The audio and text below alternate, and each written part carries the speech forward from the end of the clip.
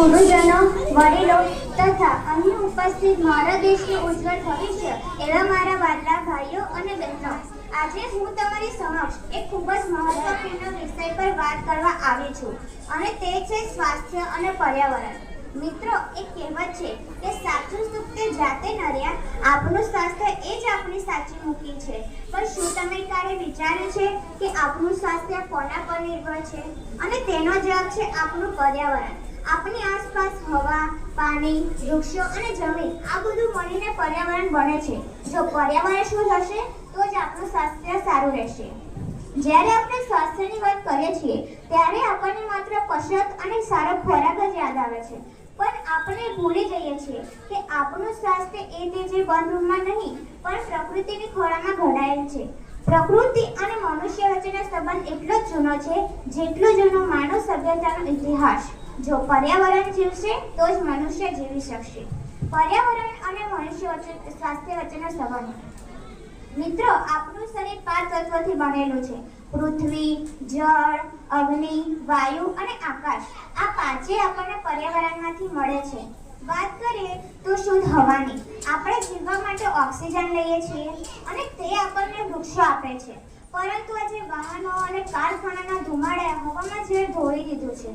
પરિણામે આજે નાના બાળકોથી લઈને વડીલો સુધીના બધા શ્વાસની બીમારીઓ અને અસ્થમાનો ભોગ બની રહ્યા છે. વાત કરી મેં તો સ્વચ્છ પાણીની.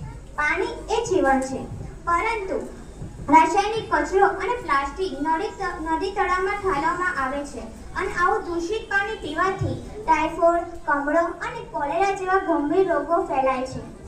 શુદ્ધ ખોરાકની વાત કરીએ તો આજે વધુ પાક મેળવવાની લાલચમાં જમીનમાં રાસાયણિક ખાતર અને જંતુનાશક દવાનો આડેધડ ઉપયોગ થાય છે અને આ ઝેરી તત્વો આપણને ખોરાક અને શાકભાજી દ્વારા આપણા પેટમાં જાય છે અને કેન્સર જેવી જીવલેણ ગંભીર બીમારીઓનું કારણ બને છે.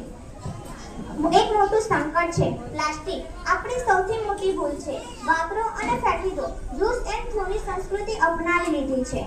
પ્લાસ્ટિકની કોથળીઓ, બોટલ અને સિંગલ યુઝ પ્લાસ્ટિક ગમે ત્યાં ફેંકી દેવામાં આવે છે અને આ પ્લાસ્ટિક જમીનમાં ભળતું નથી. તે સેંકડો વર્ષો સુધી એવું જ રહે છે અને જમીનને બંજર બનાવે છે.